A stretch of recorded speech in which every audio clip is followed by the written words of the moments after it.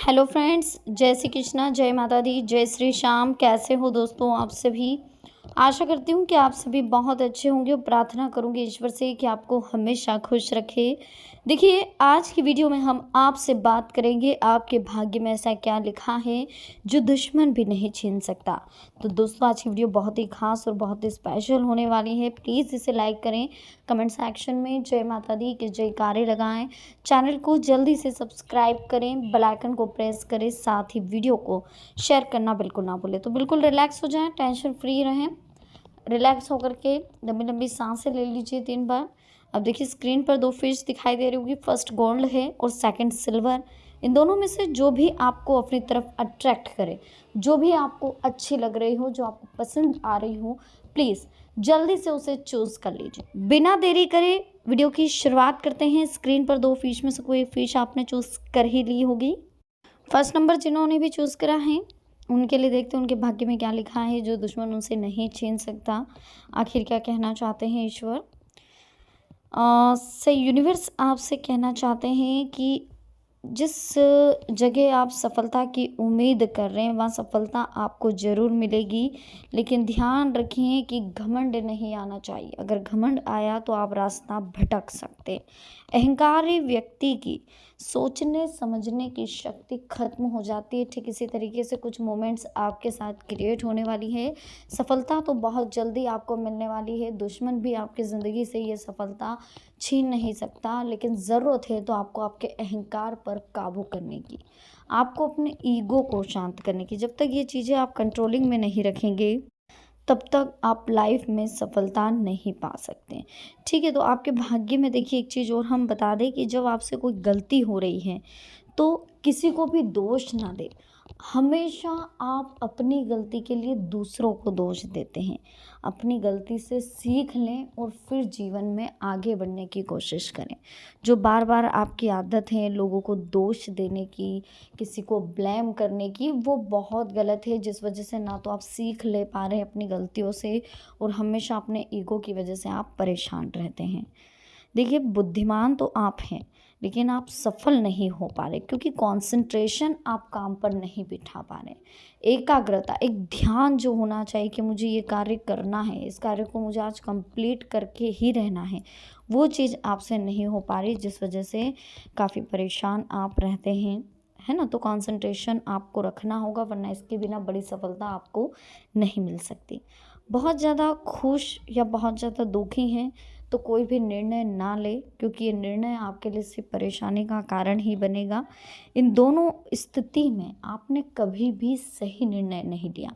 बहुत ज़्यादा दुखी होने पर भी आपने गलत निर्णय लिया, बहुत ज़्यादा सुखी होने पर भी आपने गलत निर्णय लिया। इन दो निर्णय आपने अपनी ज़िंदगी में ऐसे लिए जिसकी वजह से आप अभी तक परेशान हैं। तो आगे इन चीज़ों से, इन गलतियों से सीख लें। किसी और को ब्लेम नहीं करना है कि यार मैंने ये निर्णय लिया, इस व्यक्ति के लिए लिया या उस व्यक्ति के लिए। निर्णय आपने लिया तो आपको सुधारना होगा।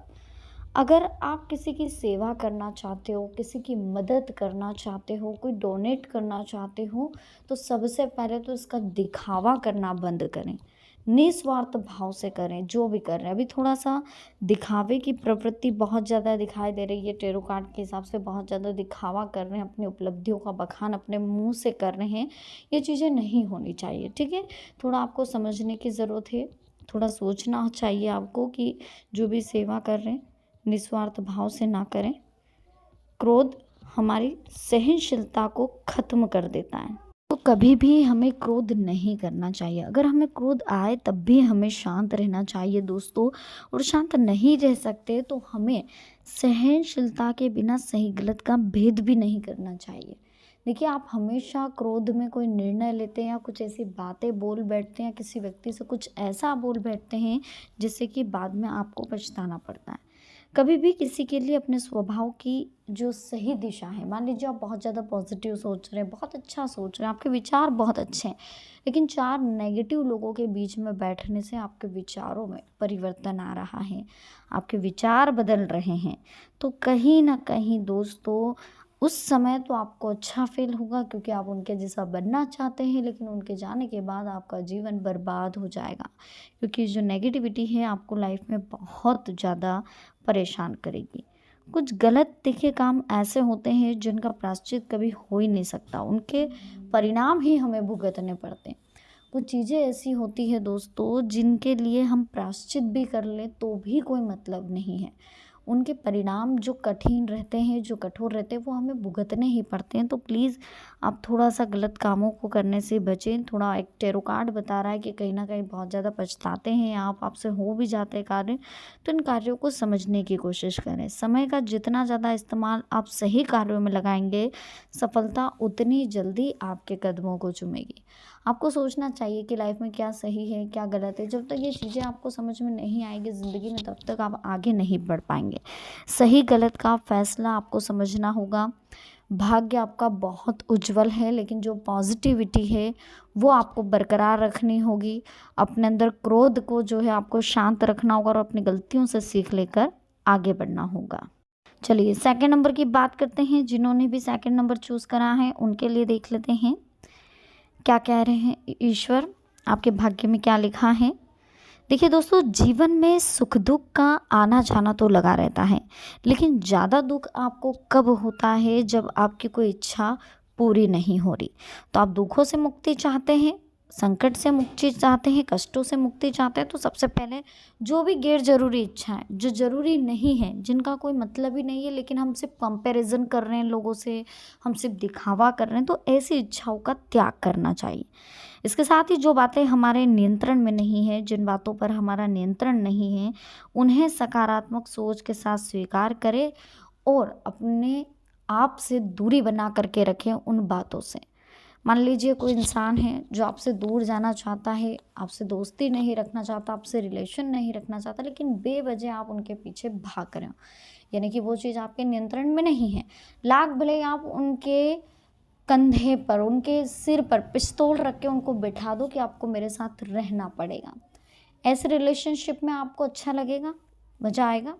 ऐसे रिलेशनशिप आपके स्ट्रॉन्ग रहेगी? नहीं रहेगी ना, क्योंकि आपने उस व्यक्ति को डरा धमका कर अपने पास बिठा रखा है। एक व्यक्ति मन से, दिल से, पूरे विश्वास से आपके साथ बैठे, वो रिलेशनशिप की बात अलग होती है। जोर ज़बरदस्ती किसी पर थोपना, वो चीज़ अलग होती है ना? तो सबसे पहले तो जो बातें हमारे नियंत्रण में है ही नहीं, जो हमारे लिए है ही नहीं, जो हमारे लिए बना ही नहीं है, उसके लिए बहुत ज़्यादा सोचने से कोई मतलब नहीं। मन को शांत रखना है तो सफ़र को आसान करना है और लक्ष्य पर पहुंचना है, तो सबसे पहले आपको मन को बिल्कुल शांत रख के गुस्से पर कंट्रोल करना हो। इसी के साथ दोस्तों, अगर आप धनवान हैं लेकिन आपका मन ही शांत नहीं है, तो जितना भी धन आपके पास है वो पूरा वेस्ट है। ठीक है, अगर आपके पास धन है और आपका मन ही शांत नहीं, तो बताइए आप वो धन किस काम का। आपको रात को चैन की नींद नहीं आ रही, परेशान हो रहे हैं, इधर उधर घूम रहे हैं, नींद की गोलियां ले रहे हैं, किसी किसी को हार्ट अटैक तक आ जाता है, किसी किसी की जो है ब्रोकेज हो जाती है नस। तो कैसे होती है, क्यों आती है ये सारी प्रॉब्लम्स? टेंशन की वजह से। इतना सारा पैसा है लेकिन टेंशन, क्या मतलब ऐसे पैसे का? दोस्तों, भले आप धनवान ना हो, लेकिन लाइफ में मन शांत हो, सुकून की नींद आए, घर बैठकर 2 रोटी भले दाल से खाएं, पर अगर शांति की खाएं, तो वो धनवान से भी कई गुना बेटर होता। टेंशन नहीं होना, माइंड पे कोई लोड नहीं होना, बस जो चल रहा है उसे शांतिपूर्ण चलने दीजिए, व्यवस्थित चलने दीजिए। बहुत ज़्यादा लालच के चक्कर में भी नहीं पड़ना है, बहुत ज़्यादा कमाने के चक्कर में भी नहीं पड़ना। भगवान दे रहा है ना, जितना दे रहा है उसमें संतुष्ट रहें। ज़्यादा के चक्कर में आप गलत रास्तों पर निकल जाते हैं, ज़्यादा के चक्कर में आप परेशान होते हो, और ज़्यादा कमाने के चक्कर में ही आप गलतियां कर बैठते हो, और ज़्यादा कमाने के चक्कर में ही अहंकार हमारे अंदर आता है। ये अहंकार जो होता है, ये हमारी ज़िंदगी को, हमारे जीवन को एक ऐसे दोराहे पर ला कर के खड़ा कर देता है दोस्तों, जहाँ पर हमारे अलावा और कोई नहीं होता।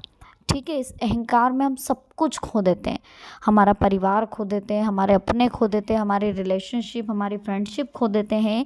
सिर्फ बचता है तो पैसा, क्योंकि पैसा हमेशा अहंकार लेकर के आता है। लेकिन आपको ध्यान रखना है कि इस पैसे के अहंकार को कैसे दूर रखना है। थोड़ा डोनेशन करिए, है ना। थोड़ा दान पुण्य करना चालू करें, क्योंकि जो मिला है ईश्वर से मिला है, प्रकृति से मिला है, तो उसे वापस तो हमें लौटाना ही पड़ेगा। इसलिए थोड़ा दान पुण्य करने पर भी ध्यान दें। तो दोस्तों वीडियो कैसी लगी, पसंद आई हो, प्लीज़ लाइक करें, कमेंट सेक्शन में जय माता दी के जयकारे लगाएं, चैनल को सब्सक्राइब करें, बेल आइकन को प्रेस करें। तो मिलते हैं नेक्स्ट वीडियो में। अभी के लिए आप सबको बहुत बहुत धन्यवाद। जय माता दी, हर हर महादेव।